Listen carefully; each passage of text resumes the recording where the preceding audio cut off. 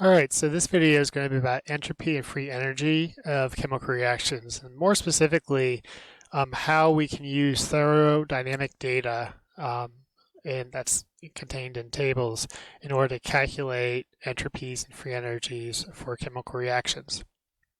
So the good news is that we've seen something very similar to this before, and that is when we dealt with enthalpy. So way back when we were talking about enthalpy, we learned how we could use what's called the heats of formation of the reactants and the products, and we could add the heats of formation of products together, subtract from that the heats of formation for the reactants, and the result will be the change in enthalpy for the whole reaction.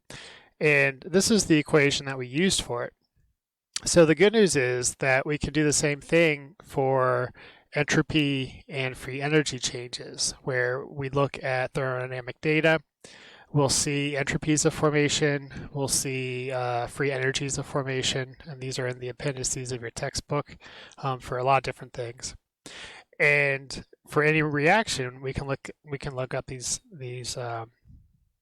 values, and we can calculate what the change of entropy or the change of free energy for the reaction is going to be. Now you have to be a little bit careful when you're doing this, especially when it comes to free energy. So the first thing I want to note is this symbol right here. Let's see if I can change my color. There you go.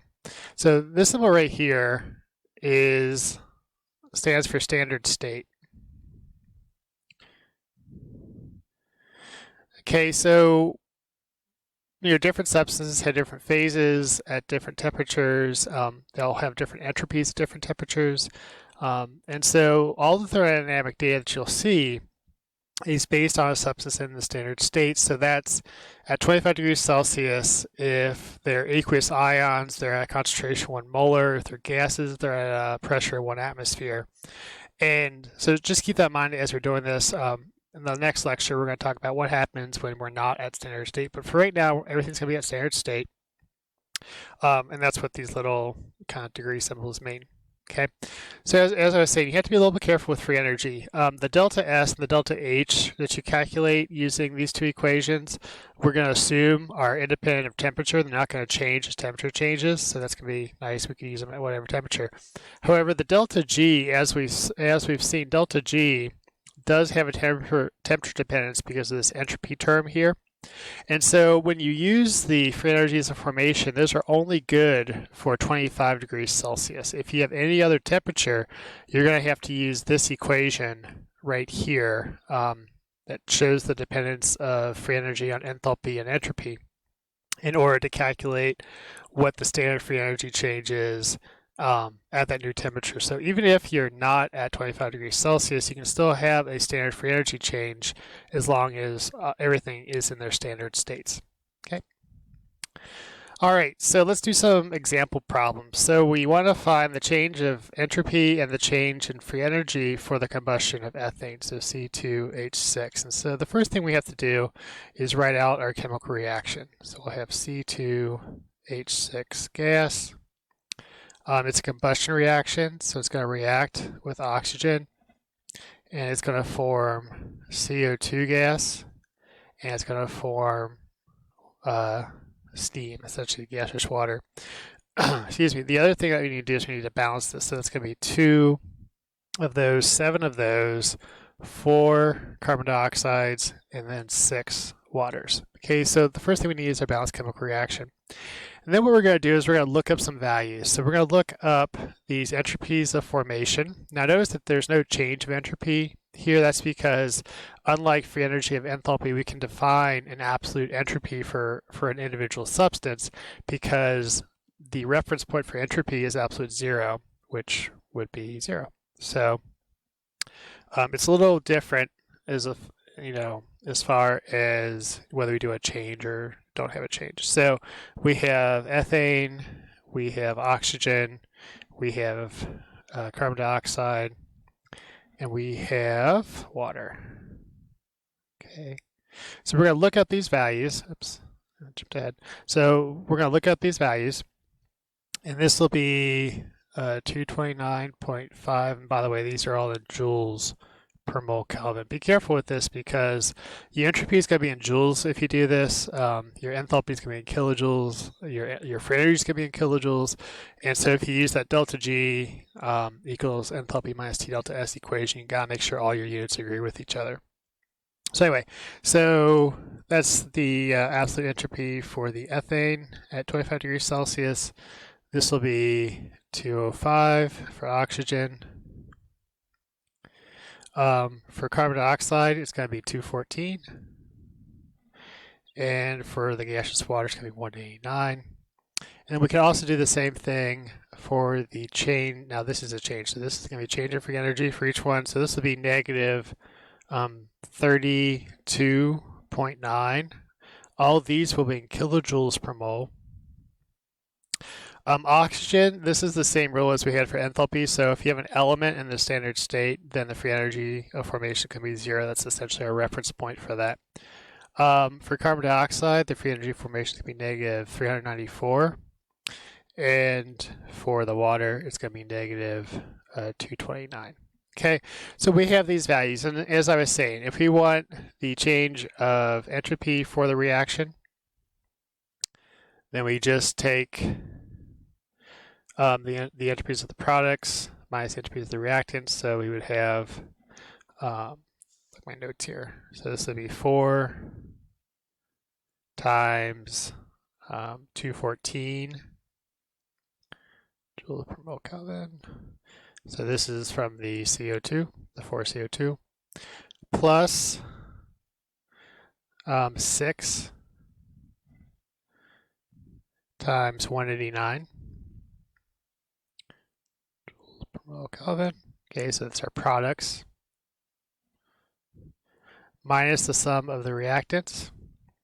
So this will be 2 times 229.5 joules per mole Kelvin plus 7 times the entropy for oxygen, which is 205. I'm running out of room here for my units. Okay, and so you do that, and what you should get. Oh no. So I'm going to restart this here, guys.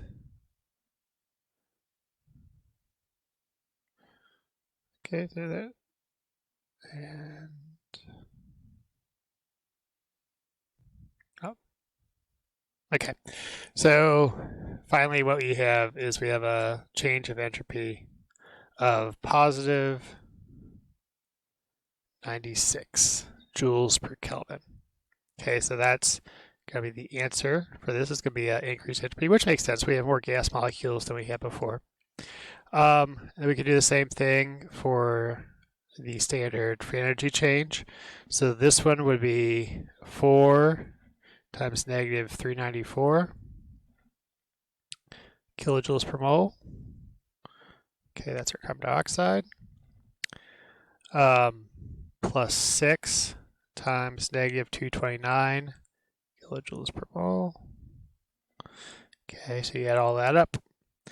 Minus, now we don't have to worry about oxygen because, again, it's at standard state, and so it's going to have a free energy of 0. So this would just be minus 2 times the free energy formation for the ethane, so negative 32.9 kilojoules per mole. Okay, so you do all that, and you get negative 2,880. Divide that 880 kilojoules. So that's quite exothermic. You know, burning ethane and oxygen is quite exothermic. All right, and that's our free energy change. So not so bad. Like I said, it works very similar to what we had with enthalpy back in, I think it was the first quarter. And just like with enthalpy, we can use kind of a variation of Hess's law. Free energy is a state function, so the path, how we get from products to reactants, doesn't really matter. And so we can say we have these three equations, we could add them up in some way to get this final equation. We could then add the free energies together as well. So to do this, we look at this. This is the reaction that we want down here. These are the reactions we have. So we're going to have to essentially reverse this to get C6H6, this benzene as a product, and take half of everything. We would have to multiply all this by 6, and we have to multiply all this by 3. Okay, so if you do that, write that out. So reverse the first one and take half of it, and you would get this equation.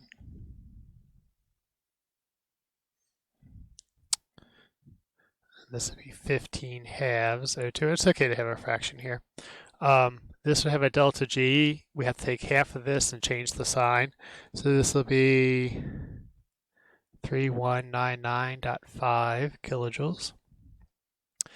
Take the second one, multiply everything by 6.